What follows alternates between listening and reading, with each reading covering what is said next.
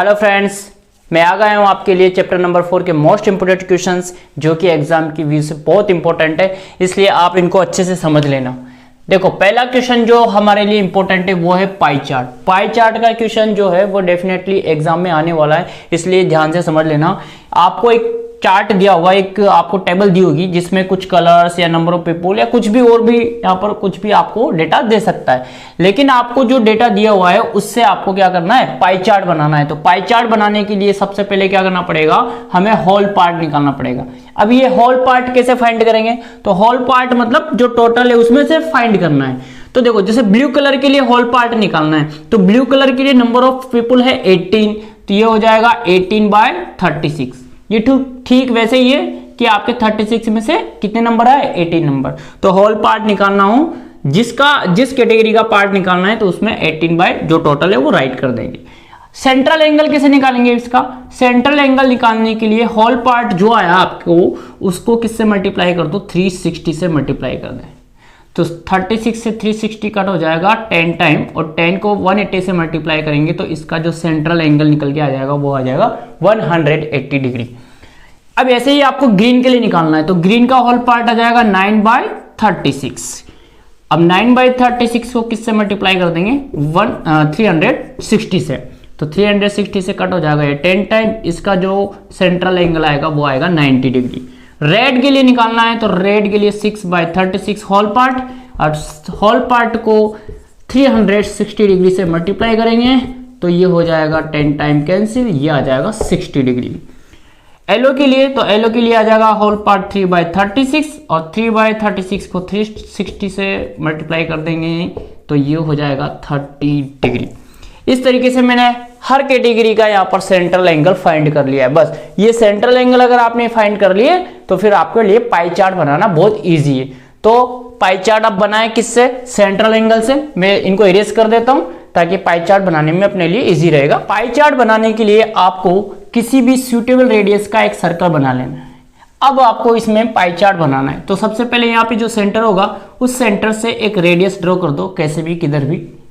अब blue colour के लिए पाई चार्ट में कितने डिग्री का एंगल बनाना है, 180 डिग्री का। तो जैसे मैं अगर यहाँ से प्रोटेक्टर के हेल्प से 180 डिग्री का एंगल बनाऊंगा तो ये बिल्कुल ठीक ऐसे ही बनेगा। आपको ये काम प्रोटेक्टर से करना है, मैं यहाँ पे रफली कर रहा हूँ, तो ये हो जाएगा 180 डिग्री। ये कौन सी कैटेगरी के लिए है, ब्लू कैटेगरी के लिए, ये ब्लू कैटेगरी। अब नेक्स्ट आपको ग्रीन के लिए बनाना है 90 डिग्री का एंगल इसमें। तो 90 डिग्री का एंगल आप चाहे तो इस साइड से बनाओ सेंटर से, या इस साइड से बनाओ।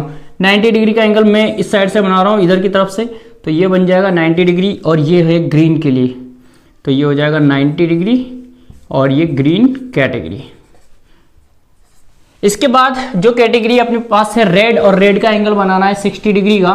तो रेड का एंगल इस लाइन सेगमेंट से बनाऊंगा तो 60 डिग्री का एंगल बन जाएगा आपके बिल्कुल ठीक ऐसा, और ये बनेगा 60 डिग्री एंगल जो कि है रेड कैटेगरी के लिए।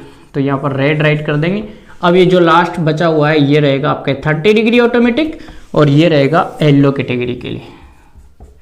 तो ये आपके लिए पाई चार्ट बन के रेडी हो गया है। पाई चार्ट बहुत इजी है और बहुत इंपॉर्टेंट क्वेश्चन एग्जाम में आ जाएगा, तो बहुत फ्री फालतू के नंबर हैं। सबसे पहले आपको होल पार्ट निकालना है, सेंट्रल एंगल आपको मेन इसमें निकालना पड़ता है, और सेंट्रल एंगल से ही आपको क्या बनाना है, पाई चार्ट बनाना है हर कैटेगरी के लिए। तो ये था पाई चार्ट का इंपॉर्टेंट क्वेश्चन।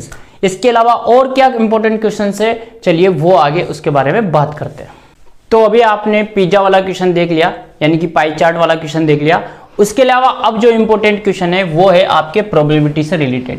प्रोबेबिलिटी का फॉर्मूला जो होता है वो क्या होता है, favourable outcomes by total outcomes. आपको एक क्वेश्चन देगा, एक कंडीशन देगा, और उस कंडीशन से आपके प्रोबेबिलिटी फाइंड करनी है। तो सिंपल सा प्रोबेबिलिटी का यही फॉर्मूला आपके काम आने वाला है, favourable outcomes by total outcomes. जैसे एक क्वेश्चन लेते हैं, when a die is throw find probability. एक डाइस जो है उसको अगर अपन थ्रो करें तो क्या प्रोबेबिलिटी आएगी, तो जो डाइस होता है उसमें टोटल आउटकम्स जो होंगे वो क्या होते हैं, 1 2 3 4 5 6, 1 से लेकर 6 तक मार्किंग होती है उसमें, यानी कि टोटल आउटकम्स कितने हो जाते हैं, 6। अब इसी में से आपको क्वेश्चन के आंसर बताने। पहला क्वेश्चन है कि प्रोबेबिलिटी फाइंड करो जबकि डाइस में प्राइम नंबर आए। तो प्राइम नंबर कौन सा होता है वो हमको देखना पड़ेगा। 1 प्राइम नंबर नहीं है, सबसे छोटा प्राइम नंबर 2 है, तो 2 3 5, यानी कितने प्राइम नंबर हो गए, 3। यानी फेवरेबल आउटकम्स जो हैं वो 3 होंगे, तो जो टोटल आउटकम्स है वो कितने हैं 6, यानी इसकी प्रोबेबिलिटी आ जाएगी 3/6। अगर इसको कैंसिल करो तो 1/2, 50-50 चांस है। दूसरा है प्रोबेबिलिटी फाइंड करो जब प्राइम नंबर नहीं हो, नॉट अ प्राइम नंबर। तो प्राइम नंबर कौन सा नहीं है, 1 नहीं है प्राइम नंबर, 4 नहीं है और 6 नहीं है, यानी कि 3 जो है वो प्राइम नंबर नहीं है। और टोटल आउटकम्स कितने हैं डाइस में 6, 3/6, इसकी भी प्रोबेबिलिटी कितनी आ जाएगी 1/2। फिर फाइंड करना आपको प्रोबेबिलिटी जब ग्रेटर देन 5 हो। तो ग्रेटर देन 5 जो है वो कितना है, ओनली एक ही नंबर है 6 जो कि ग्रेटर देन 5 है, इसलिए फेवरेबल आउटकम्स आ जाएगा 1 और टोटल आउटकम्स आ जाएगा 6, तो इसकी प्रोबेबिलिटी हो जाएगी 1/6।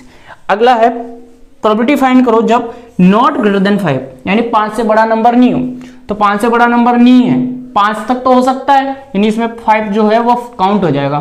तो 1 2 3 4 5, यानी फेवरेबल आउटकम्स हो जाएंगे आपके 5 और जो टोटल आउटकम्स हैं वो कितने हैं 6, तो इसकी प्रोबेबिलिटी हो जाएगी 5/6। बहुत सिंपल है प्रोबेबिलिटी का क्वेश्चन, बस आपको ये वाला फॉर्मूला यूज करना है, favourable outcomes total outcome, condition कोई सी भी। इसी से प्रोबेबिलिटी से रिलेटेड एक क्वेश्चन है जो कि है कार्ड से रिलेटेड। तो कार्ड वाला जो क्वेश्चन है वो बहुत इंपॉर्टेंट है और मे भी चांस इस साल आ जाए, इसलिए उसको ओपन जरूर करेंगे। तो उसको शुरू करते हैं, उसको देखते हैं। कार्ड से रिलेटेड जो मोस्ट इंपोर्टेंट क्वेश्चन है उसमें आपको एक कार्ड से रिलेटेड क्वेश्चन दी जाएगी जिसमें आपसे प्रोबेबिलिटी पूछी जाएगी। जैसे find probability of getting an egg. तो हमें पता है कि टोटल प्लेइंग कार्ड्स होते हैं वो 52 होते हैं और 52 कार्ड्स को 4 कैटेगरीज में डिस्ट्रीब्यूट किया गया है, डिवाइड किया गया है। जैसे जिसमें 2 कैटेगरी तो ब्लैक होती है और 2 कैटेगरी रेड होती है। हर कैटेगरी में 13 कार्ड होते हैं और हर कैटेगरी में 1 होता है, किंग होता है, क्वीन होता है, जैक होता है, 10 होता है और लास्ट 2 होता है। 1 नहीं होता क्योंकि 1 एक को ही 1 माना जाता है इसमें। तो यहाँ पर आपको प्रोबेबिलिटी बतानी है एक आने की, एक प्रोबेबिलिटी बतानी है एक की, इक्का आने की प्रोबेबिलिटी क्या है। तो इक्का जो है वो कितने में आता है 1 2 3 4, 4 कैटेगरी में 4 इक्के हो सकते हैं। तो फेवरेबल आउटकम्स हो गए 4 और टोटल आउटकम्स हो गए 52, यानी इसकी प्रोबेबिलिटी होगी 4/52 और इसको आप कैंसिल करो अगर तो ये 2 4 से कैंसिल हो जाएगा 1 और 4 3 जा 13, यानी 1/13 इसका आंसर है। इसी से रिलेटेड कुछ और भी क्वेश्चन पूछे जा सकते हैं, जैसे find the probability of getting an queen. तो क्यून कितनी होती है 4 क्यून होती है, तो उसकी भी 4/52। अब इसी क्वेश्चन को घुमा फिरा के ऐसे भी पूछा जा सकता है, find probability of getting red egg. तो रेड एग जो होते हैं वो कितने होंगे, तो रेड एग 2 ही होंगे, ओनली 2 होते हैं, 2 कैटेगरी में ही होते हैं रेड। तो ये हो जाएगा 2/52, यानी 1/26 इसका आंसर। ठीक है, तो ऐसे कार्ड से रिलेटेड क्वेश्चंस आपके पूछे जा सकते हैं, इसलिए ये कार्ड के क्वेश्चंस एक बार देख लेना, रिवाइज कर लेना, मोस्ट इंपॉर्टेंट है।